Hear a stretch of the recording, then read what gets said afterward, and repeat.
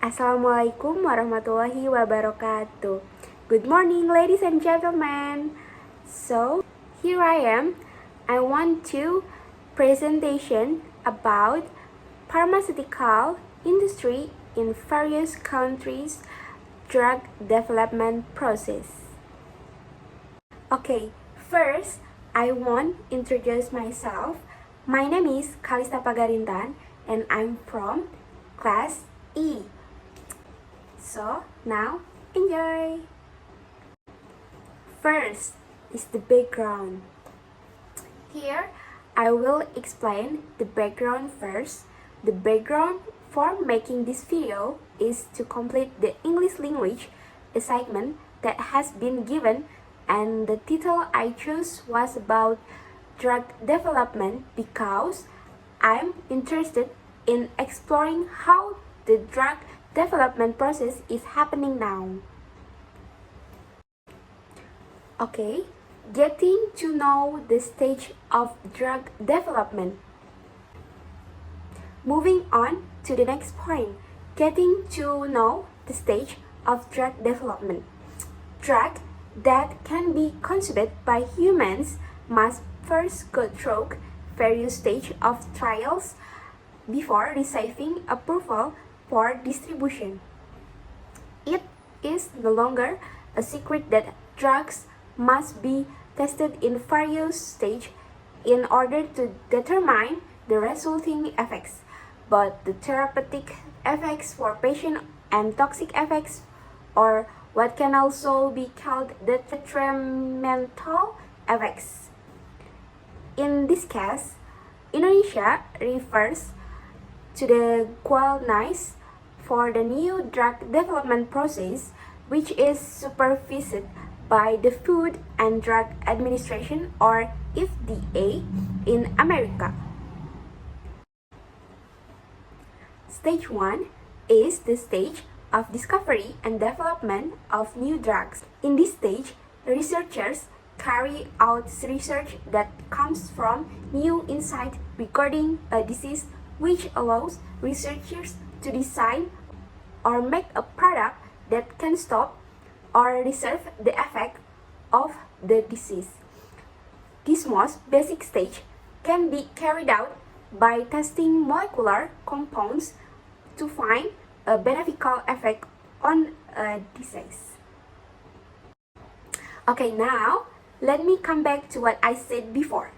In this stage, a product or compound whose effects you want to know is tested at the molecular level so that the response that occurs at the molecular levels can be assessed.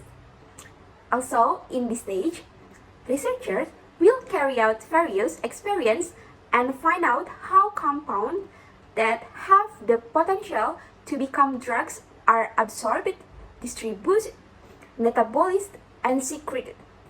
Find out about the potential and mechanism of action, the best dose if the drug is used, the best way to administer the drug, the side effects that occur when the drug is consumed, how the drug can interact with other drugs, and the level of effectiveness of a drug when compared with the same type of drug. Stage 2. Stage 2 is preclinical testing. In this stage, researchers must first find out whether the drug has the potential to cause serious damage or not.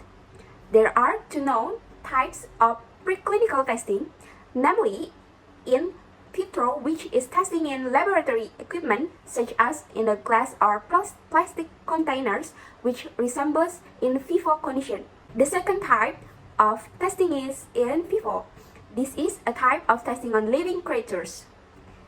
In conducting preclinical research studies, researchers must provide detailed information about dose levels and toxicity.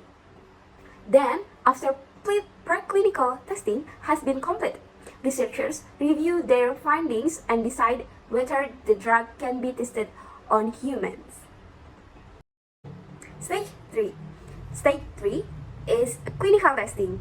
clinical research carried out usually reverse the research or trials carried out on humans. In addition to this, researchers will first consider what they want to achieve for each of the different clinical research phases and start the investigational new drugs or ENT process. Before this process is completed, clinical testing cannot be carried out. Stage 4. Stage 4 is about FDA approval.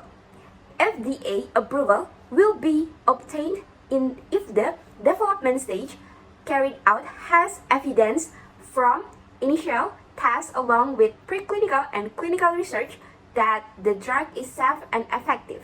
The discovery and testing of new drugs aims to demonstrate the safety of the drug and also its effectiveness for use in the population study. Stage 5. Stage 5 is the stage for monitoring drug safety on the market.